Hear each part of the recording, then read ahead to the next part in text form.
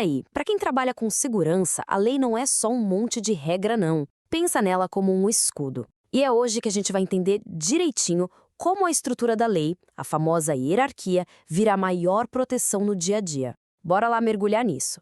Vamos imaginar uma cena bem comum na rotina. O profissional tá lá no posto e chega uma ordem direta do supervisor. A primeira reação, quase que automática, é cumprir. Afinal, existe uma cadeia de comando, né? Mas e quando alguma coisa naquela ordem soa meio estranha?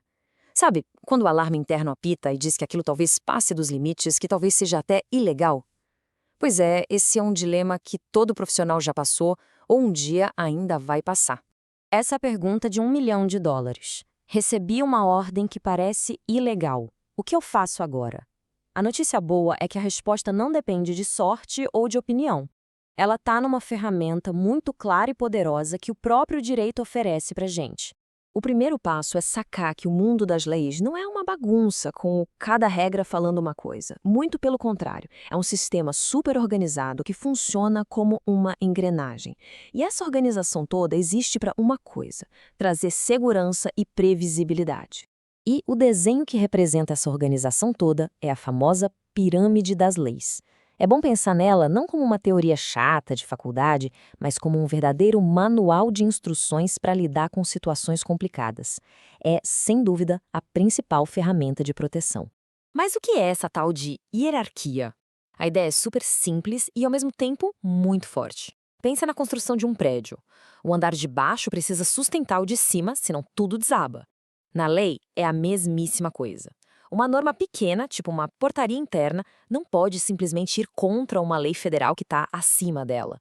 A regra de cima sempre, sempre vence.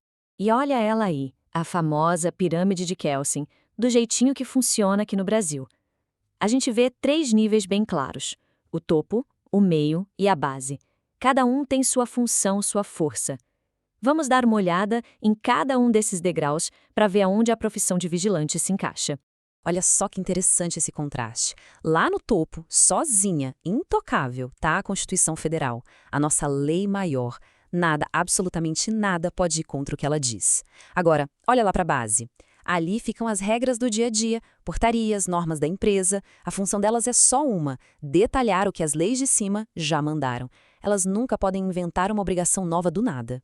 Beleza, mas e a lei que fala direto com o profissional de segurança privada? Onde o estatuto entra nessa pirâmide toda? Entender o lugar exato dele é o que faz essa teoria virar uma ferramenta prática e poderosa no dia a dia. E aqui está a resposta. O Estatuto da Segurança Privada é uma lei ordinária. Isso coloca ele, bem no meio da pirâmide. Ele não tem a força da Constituição, claro, mas ele é muito, mas muito mais forte que qualquer regrinha ou regulamento que esteja abaixo dele. Essa tabela aqui deixa tudo cristalino. Olha a lógica.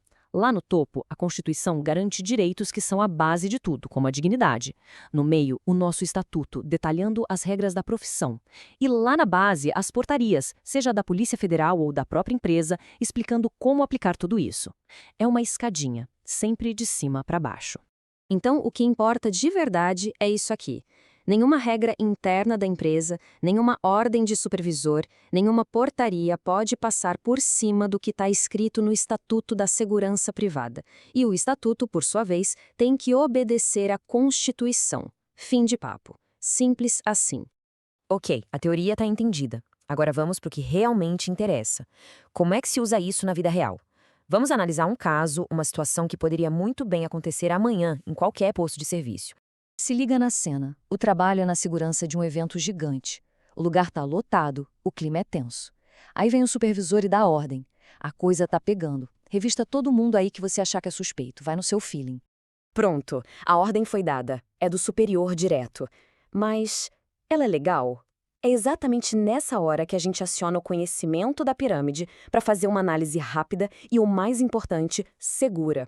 Vamos passar essa ordem no filtro. É como um checklist de 3 passos. Primeiro passo: essa ordem fere a Constituição? Sim, uma revista baseada em achismo fere de morte o princípio da dignidade. Segundo passo: ela viola o Estatuto?